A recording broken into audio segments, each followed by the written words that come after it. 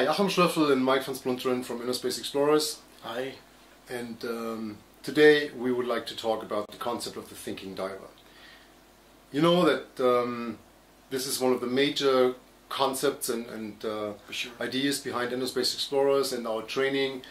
Of course, there's all the procedures and the standards, but the main concept is to create a thinking, well-educated person that can make an educated decision based on knowledge and not on somebody telling you, we're doing this because we're doing it for the past 20 years or something like that. That's exactly. Yeah. And that's a concept that goes through all our training. When it starts with equipment, we want to have somebody that after the class can make an educated decision because he knows why he needs certain things and why they should be produced in a certain way or shaped in a certain way or whatever. And so yeah, an educated decision, I think, is the best description of it. Yeah, it's exactly. And so lots of people look at the internet or something, and they see, like, for example, pockets. I think it's a good example. Yeah, good example. They read at the internet that, okay, in right pocket we have what we need, in left pocket we have our backup stuff. And then somebody comes on a course and talk about, okay, you're going to shoot an SMB. So where's your SMB going to be? Yeah, nice discussion. Yeah. You have every single time. Yeah. Because people think that there has to be the standard. The left pocket has item number 1, 2, 3, 4, and the right pocket has item number 5, 6, 7, 8. And that's wrong, simply. Yeah. I mean, it depends. So, it depends on what is in these pockets, and it depends on what you're going to do on the dive. And the SMB is a prime example, right? I mean, is it backup, or is it something we're going to use? Exactly, and then the second thing is that some people come up with pre-packed. We do that, by the way, but we come with separated the spool and then the SMB itself. Yeah. So, although I see some, to practice to put it together, I see some value in that.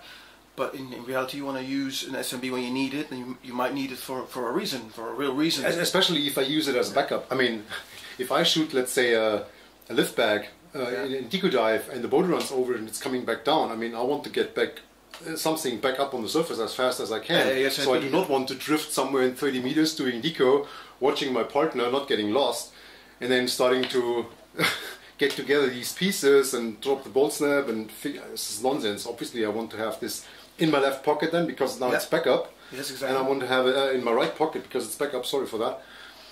Old habits.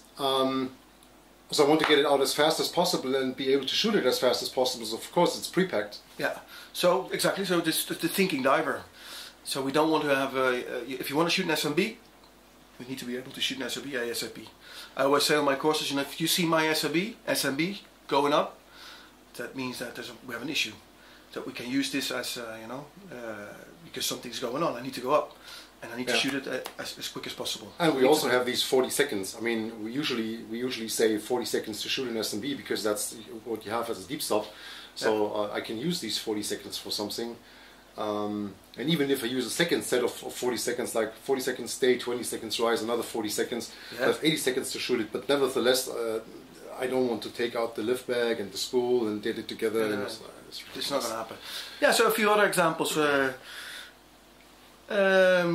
Yeah, I like this one particularly. It's on the deco, starting decos and stuff like that. So I've noticed, and you for sure have as well, is that people, again, they watch movies on the internet and they read on forums and stuff like that, and I see people starting the deco and you watch me, which is of course very important. And now there's a little current. Oh yeah.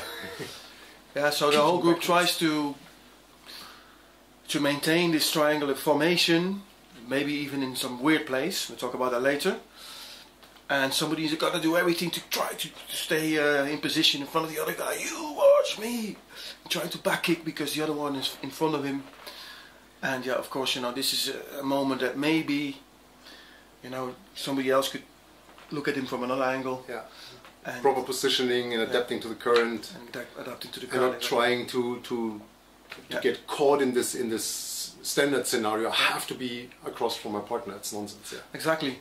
And the same thing happens with choosing, your place. Where are you going to do your switch? Typical thing on courses. I notice that people again, which is very good. They try to follow the run times. Minute 22, I need to go ascend, and instead of you know, looking a bit further and seeing there's a really nice way to go up, they start the ascent in kind of half in the blue, completely unnecessary. Yeah. Which eventually could even cause some issues. I mean, it would be a lot safer in a certain way to be, you know, next and have reference to. Yeah. I mean, we obviously train for that. I mean, we have the blue water ascent. I mean, even in recreational dive level 1, we start that because we want people to be safe and able to be in blue water. And it can be beautiful, but if I have a beautiful reef 20 meters next to me, I mean, why would I do a blue water ascent? I mean, that's ridiculous. Yeah. Coming back but people don't see it. Yeah. Coming back to recreational 1 for a second, because it's very interesting that we directly train people, which is also in a way thinking instructors, I think you could say that, is that we directly start to train people with the end goal in mind, with all this stuff we use from the beginning. And we do talk about this already, about the pockets, what you put in the pockets, and to try to educate people. SMB, a prime example. I mean, if you've ever been on liveaboard or somewhere, I mean, you have people with hundreds of dives, and then this dive guide jumps in front of them and tells them how to shoot an SMB. Put this 10 meters of line out in the water, and this little weight going down, and the SMB, and yourself going up and tangled and bullshit, all of this. And people have never seen an SMB before, or you find these people, I have this SMB for 4 years in the pocket of my BCD, but I never used it. Yeah, so it's an essential part of recreational diver level 1, because we want people to be on that, and it's not technical. It's something every diver. The basic stuff. Yeah, every diver should be able to do that. Exactly. So yeah, just a little side note.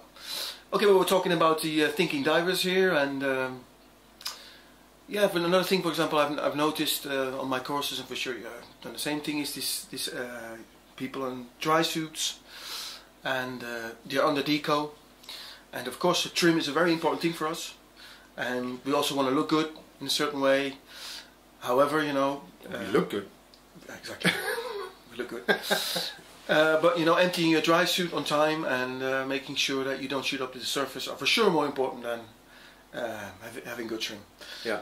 So on my last courses, a couple of times I really had to tell someone, you know, like, listen, you know, make sure. Anticipate on it, but if you don't anticipate on you know, emptying your dry suit and you find yourself with a big bubble of gas in your suit, you need to get rid of that gas. And you know, even if I look at you, you know, you're nice and trim, and it's not happening, you know, just forget about your trim for a second, you know. Get the shit out of your suit, yeah. Exactly. But that's also, I mean, the reason for that is that there's too many people with really bad dry suit or no dry suit training at all. I mean, there's still people out there teaching that like BCD on the surface and suit underwater for buoyancy control. I mean, the suit's not there for buoyancy control. Yeah. It's just. Well, that's thinking in a way as well. The matter of comfort and not getting a squeeze and being warm, but for sure not having the amount of gas you need to be properly to be in proper buoyancy. With your suit, I mean, that's nonsense. Yeah. And on top, I mean, a lot of divers being overweighted and then trying to keep buoyancy with their control buoyancy with their suit, which even gives them more gas in the suit. So there's an issue already a couple of steps before that, just in bad training. Yeah, exactly. In wrong training. So that's why we start, you know, directly from the beginning, training people properly. And use all the tools we will be using. People can start also with us. They can start in a dry suit if they want. True enough. Of course. I mean, when you train, I mean, you probably see in the background of the window it's snowing. It's icy and nasty outside. Yeah. Obviously, if you want to learn how to dive here in Germany, dry suit is a good idea. I mean, yes, you can go in a wetsuit in a couple of weeks during summer, but the rest of the year it's fucking cold. You'll be using a dry suit. Yeah, exactly. Yeah, so I think we covered that kind of this philosophy we use in ISE is, you know, to keep on thinking, not only on I think a student level but also instructor level. You know, that we try to educate instructors, you know, to be really aware of this concept of making sure that your students.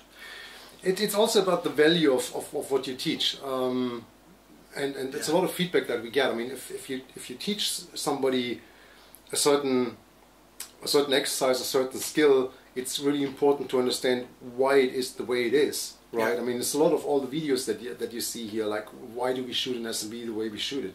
There's the reason behind, and the reason to give you a reason for a certain way of doing something is what brings value into it, and it also helps you to remember, because then it makes sense, right? and not just it's in the book, that's why we do it. Yeah, yeah. It's not satisfying for me if somebody tells me, oh, you have to do it that way because it's in the book. Well, then why is it in the book like it is? Yeah. Yeah, so that's an important thing to put lots of emphasis on that, and this is what we do in the agency. And yeah, we'll keep on doing that. More and more, you see more videos. This is one of the reasons why we make these videos, really, yeah. To promote thinking diving. So, you know, we could say that, really. Yeah. Thinking divers, sure. Thinking instructors. And that's what ISC is all about. Exactly.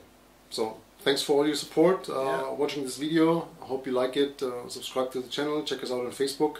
There's a lot of new stuff coming out at the moment, and we'll see you next time. See you next time. Thank you. Bye. Bye-bye.